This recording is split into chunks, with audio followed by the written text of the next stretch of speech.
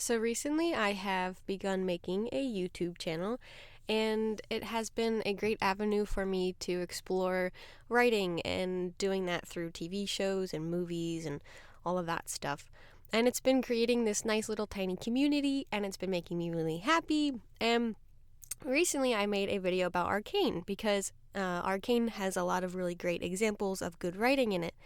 And out of curiosity, I decided to Google the reviews for Arcane, and overwhelmingly, they are very positive. And then I noticed that there's a very, very tiny percentage of reviews that are 1 star, and I thought it might be kind of fun to take a look at these 1 star reviews together, since I have had a lot of conversations in my comments with other people talking about Arcane and its strengths, or maybe these people can point me to where there are more faults. I know it's probably going to cause me a lot of great pain to read some of these reviews, just because oftentimes opinions that don't go substantiated, they're just like thrown out there as if they're facts, like, oh, this is bad and this is a fact. Just irks my blood a little bit, but maybe we will find some substance here. Maybe we miss something, or I miss something when looking over the show, and maybe it does deserve a 1 star. I'm just kidding. No, I'm just actually really interested to know what went wrong for some of these people. I have a suspicion that maybe they didn't make it to episode 3. Maybe they got bored. Let's think. Maybe it has to do something with the fact that they're League fans, or maybe they thought it was tailored to League fans. I'm not sure, those are just my predictions, but I thought we could read through some of the 1-star reviews together and figure out if they have any validity. Alrighty, so immediately I'm a little concerned because this guy, or girl, says, first, I'd like to mention I'm very neutral towards the game itself, and I'm trying to be as objective as possible. So maybe that's a good thing. Maybe we're gonna get some objectivity here. You know, just good old fact, like, hey, there was a mistake here, which I'm all down for. Alright, although I'm at episode 3, it is very blatant that the script has been following a conformed and extremely Americanized structure for its player base. Interesting. I want to know a little bit more about what you mean by Americanized structure. I feel like, categorizing all of America into writing the same way is a little bit problematic, considering what time period you're referring to. And yeah, I'm not sure what you mean by Americanized structure here. I know often writing can be categorized as Western, and then even then it doesn't include only America. But anyway, we'll continue. And that player base is the one praising how good of a show this is, and good for them. Hello, this is Editor Silly here. I am just watching Breaking Bad and editing. Sorry about the bad sound quality, I'm just popping in a quick note, but I realized I completely forgot to address this point. It has nothing to do with if you are a player of the games or not. They said that, quote, the player base is the one praising how good of a show this is, and good for them. I've never touched the game. And I know many people who know nothing about the game that have enjoyed the show thoroughly as well. I think the show has 100% of its own legs to stand on its own, so this does not hold up. Okay, back to regular scheduled program. I feel like Arcane is loved more than just in America. If there happen to be any viewers watching me that are not from America that like Arcane, you mind dropping a comment or something from where you're from? This is just a very interesting point. I'm not quite sure what Americanized structure means, and like, do Americans like need their stories to be one way? Because I'd almost argue that this broke the typical, kind of Marvel standard that's been going on of predictability. It's been something new and refreshing. So they continue on by saying, the thing is, the pattern is so obvious. It feels very predictable, but to a point it might make some viewers uncomfortable, since the reflection of Riot's aim to attract X group of viewers seems so vivid, it feels like a spiritual disalignment with oneself. Okay, I don't know how to be objective about a spiritual disalignment. I don't think Riot went out trying to attract X group, like a specific group of viewers. I mean, firstly, if you saw every point of this plot coming, you're lying. I don't think it was a quote-unquote predictable plot. I mean, I think the reason why you felt that, and if you were able to pick up on where it was going, it's because they did a lot of really good writing beforehand to set up what they were going to pay off. I mean, there's that. I don't think that counts as predictable because a lot of their characters did not fall easily into simple archetypes. In fact, a lot of them, and arguably all of them, are in a morally gray area. They're not just our bad guy like we normally get, or just our good guy that we normally get that we can root for or hate, because they're not predictable. And they're predictable in their actions after we get to know them because they establish their motives and their wants and needs. But predictable in this Americanized way doesn't really make sense and or seem fair. Oh, so definitely not the type of series for people who avoid cliches like the plague. I think there are places for them, good, moments when they are needed and could work. I just think the reason why I liked this so much is because it was the antithesis to cliches. It almost at times set up a cliche and then was like, hey, fuck you. That's not how it's gonna go. Second point is the incoherence of the storyline. I'm not sure how something can be predictable and incoherent. Hello, this is Editor Silly again. I just wanted to stop in to say that it is entirely possible, rare, but it is entirely possible to have a plot be, I guess, hard to understand, but also predictable. I mean, maybe in the grand scheme of things, like the overall arching idea, like, oh, at the very end, the guy saves the girl, but the intricacies of how that happens will not end up being predictable.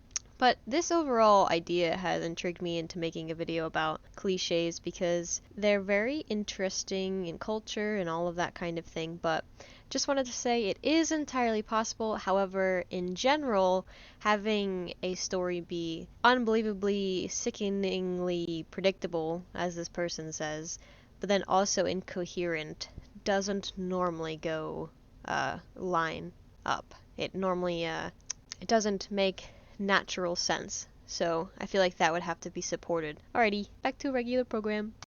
If something's predictable and full of cliches, then I feel like it'd be pretty easy to understand. You said it turns the show into a whole theater. There's so many things wrong from the very first episode. It doesn't seem to get any better later on. Okay, it certainly feels like there's been a lack of precision when it comes to organizing ideas.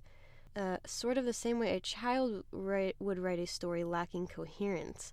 Example. Okay, we get an example. Great. Thief touches 5 different shelves with his bare hands, but never gets caught despite fingerprints being left all over the place. It's okay once in a blue moon, but multiple times per episode becomes problematic. If you're talking, I don't know which scene in particular you're talking about.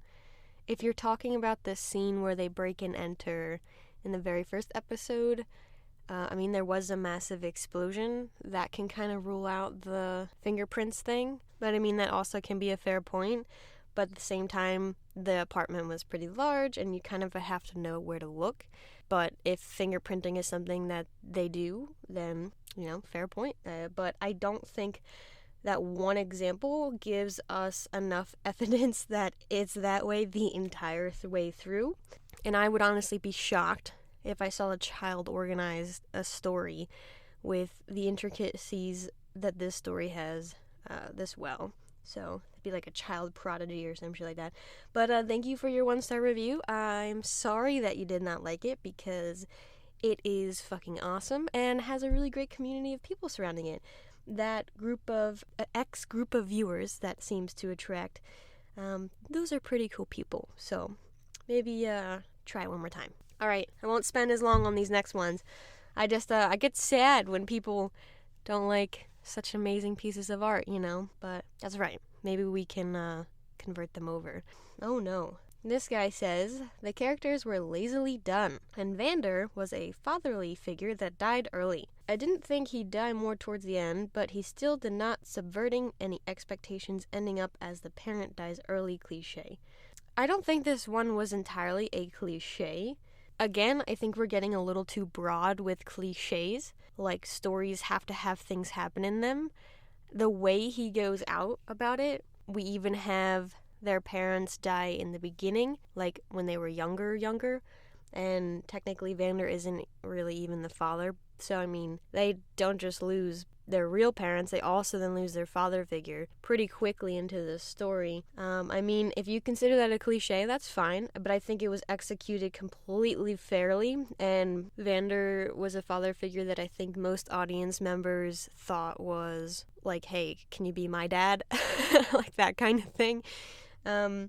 Yeah. Powder was massively arrogant in what she could do, making for a terrible design, basically being that she is the sussy kid and goes to the dark side. No. Holy shit. Okay, so sussy kid? Oh, she has trauma, my guy. Oh no. Sussy kid and going to the dark side. That's the thing. I don't think she's on the dark side, and she's that way because of the things she's experienced, making for the boring, good-hearted main protagonist. No, but that's the thing. I think Vi also has parts of her that aren't likable, and that's why this story is good, because it's not our traditional, predictable protagonist where everything they choose to do is the right thing to do. Vi makes a lot of poor choices throughout this show, and that's part of her arc. She learns and grows and is becoming more mature. Like, she learns that it's not always best to fight, and sometimes she struggles with her anger and stuff. I mean, damn, I don't know what is boring about that. No characters were very different. What? No characters were very different? What? Holy shit! Okay, so, oh my god. Alright, so just pick a random person that's seen Arcane and ask them what their favorite character is, and like a lot of the time, it will be a completely different character. Because all of these characters are so well written and so specific and so their own and so different and have their own world and their own world views and their own philosophies and wants and needs, blah, blah, blah, blah, blah. I don't know how you don't see the difference in them. One of them's literally like a rat. So, yeah, you'll always get a different favorite character when you ask a person who it is because they're that different. And this early viewing was horrible to say the least. Damn, I'm sorry to hear that. The only thing good about this film was that it had cool animation. Okay, well, overall I'm very disappointed in this and I hope to see better. Well, I'm sorry that you feel this way. I disagree, but to each their own. This is starting to cause me pain. I feel sad. Oh, this next review is quite random. I'm gonna scroll past it. Oh my goodness, there's a review tucked away in the 1-star section saying that you need to watch it. Someone said, as someone who does not like League of Legends playstyle but is intrigued by the lore, this was good. As a film fan, this is astonishing. It is just so good and you need to watch it. And then goes on to critiques Jink's voice. But I just think that's cute that someone was like, hey, I'm gonna put my good review in the 1-star section, so all of you poopy heads out there that are reading the 1-star reviews, go check it out. I like that. Alright, next one we got. Terrible. Literally removed all the worthwhile characters in the first few episodes. Damn. I mean, see, that's the thing. That's why I was like, holy shit, I need to sit down and watch this show, because they spent a lot of time making me care about Vander. I was like, oh shit, this guy's really cool. And then he dies. You know, pretty abruptly and in a pretty upsetting way. And then also Milo and Clagger. I really liked their character design as well, and especially the character dynamic the group had. And them dying as fast as they did was, I think, like a breath of really cold air, you know, after you brush your teeth on a winter morning or some shit like that, because I don't think it's a cliche. I think a cliche, you know, to go back to earlier points, it would have the shot linger on them more and make more of a moment out of their death, because they just spent two episodes building up their character, making us care about them.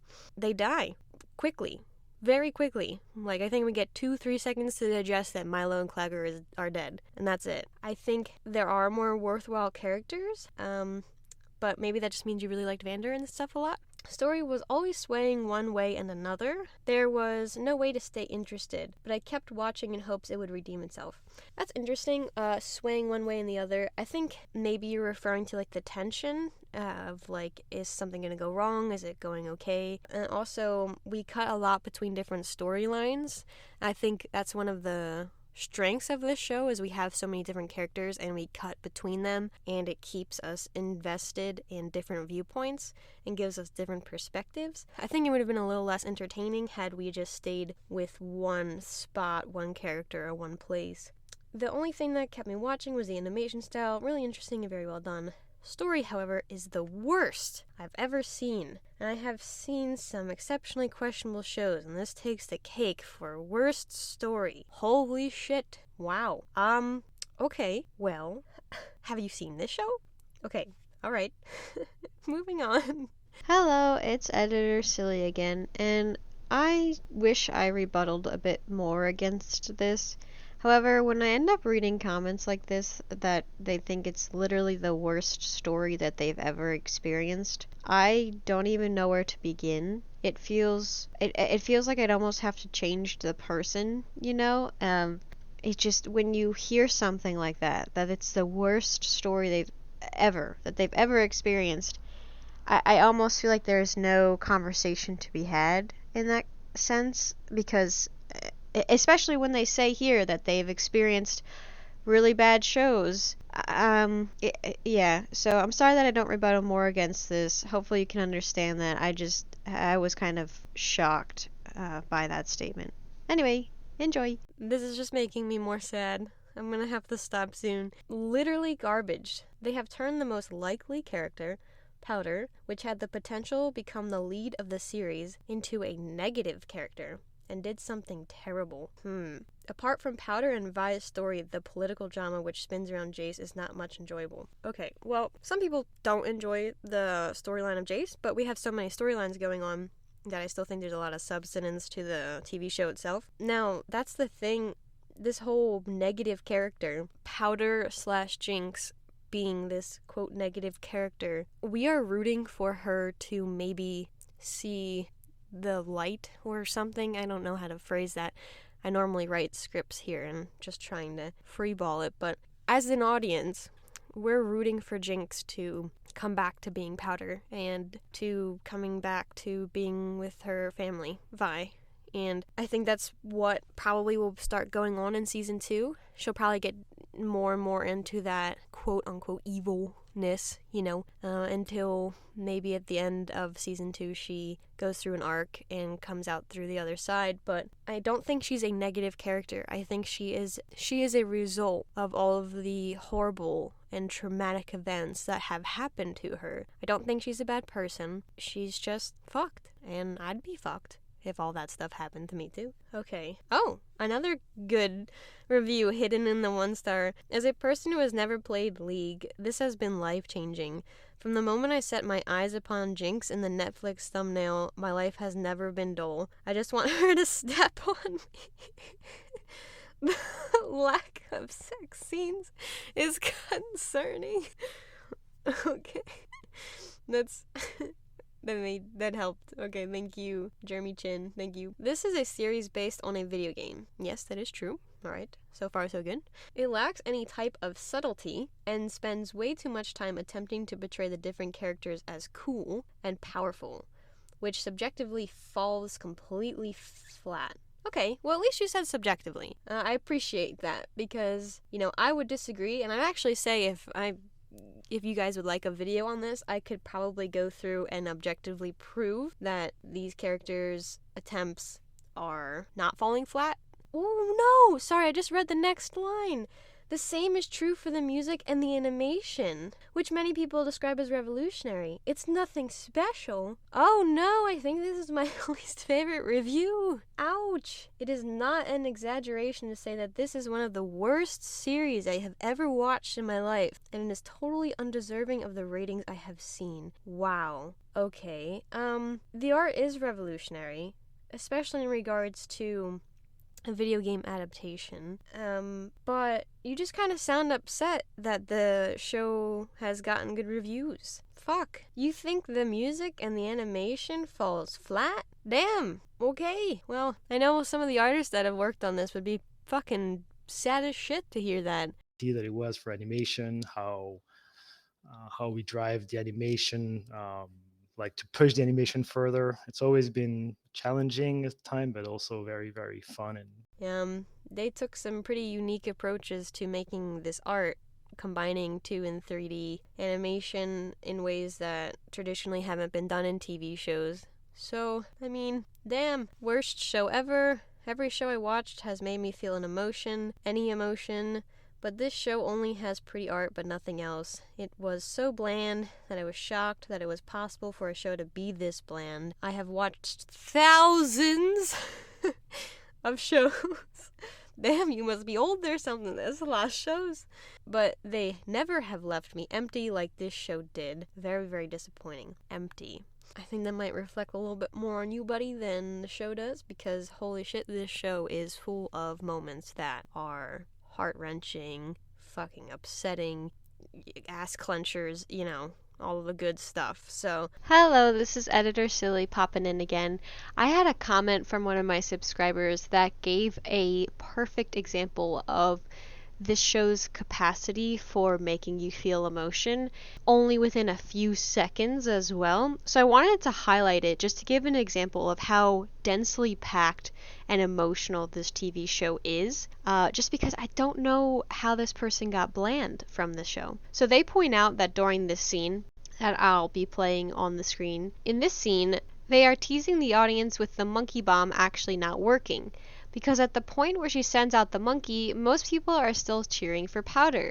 It looks like the family is in danger, and we don't know if Claggor can get them out. They build up the tension so well with the monkey slow clapping toward Deckard, and then it just stops right before the end, together with all the music.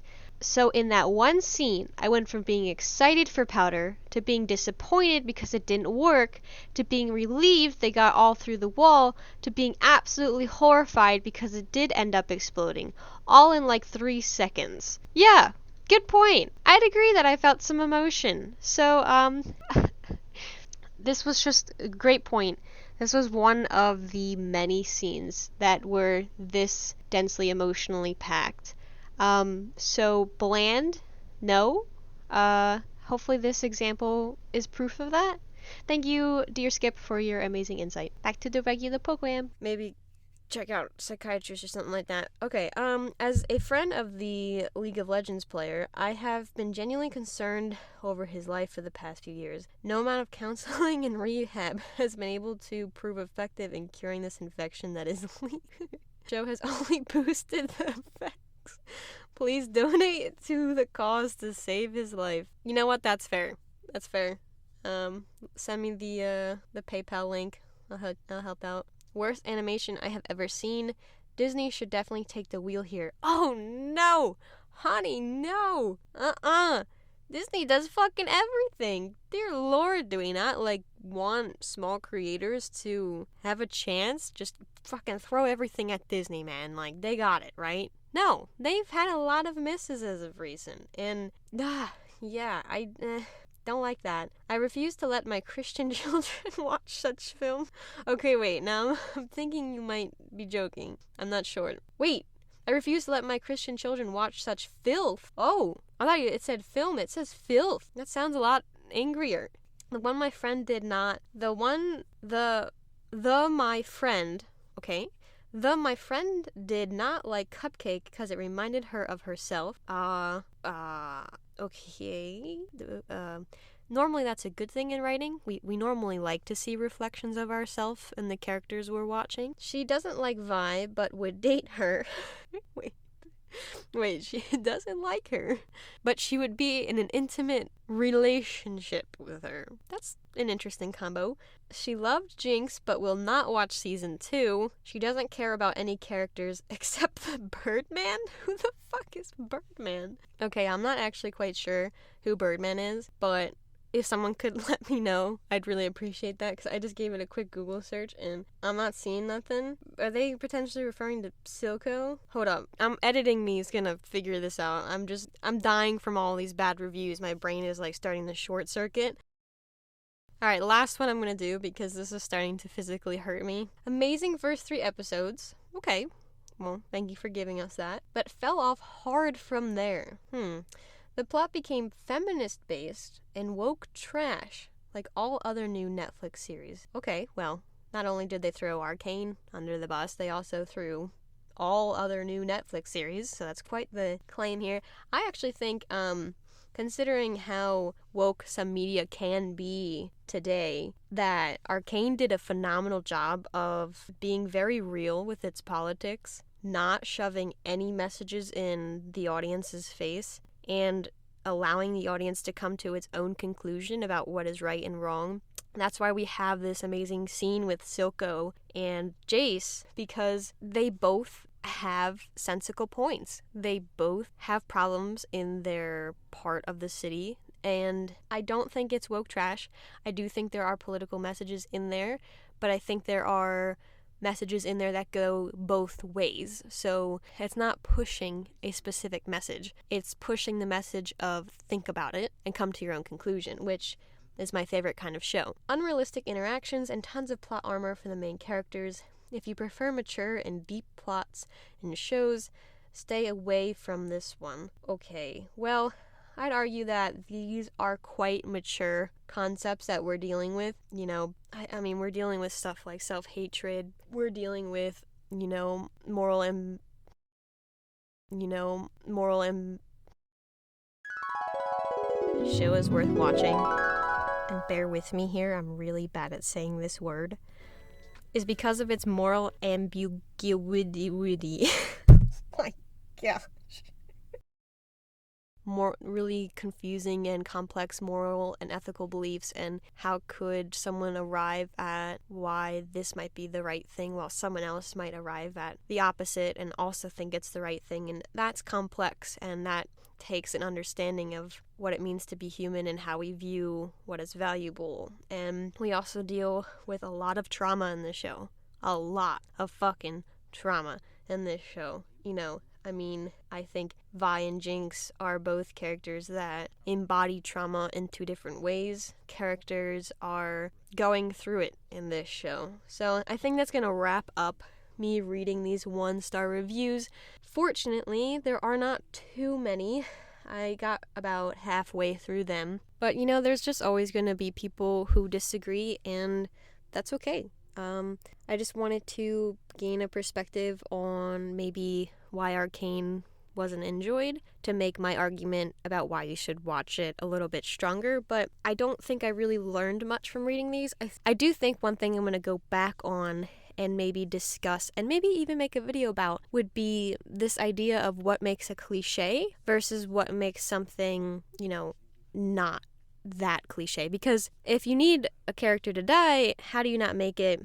I think that's the main thing here. But even the 1-star reviews couldn't agree on what was wrong. We had some people saying that the animation and art style was nothing new and was not worth anything, and then other people saying it was the only thing worth anything. And then at the same time saying that it was cliche and predictable, then also saying a few sentences later that it was incoherent. So, I feel bad, I think, for people that can't enjoy it because, I love when people can love things. Positive emotions are cool, but I get it.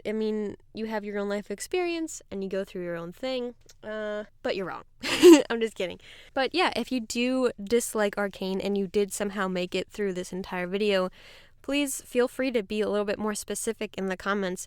I definitely want to know what makes Arcane something that you don't enjoy, or maybe there are genuine flaws. And as someone who's been studying writing, I don't mind having that pointed out to me. However, I will try my best to stand Arcane's ground because I do think it is a great example of how to write complex characters and integrate them all into one storyline. So, thank you for watching, and I hope you have a wonderful day.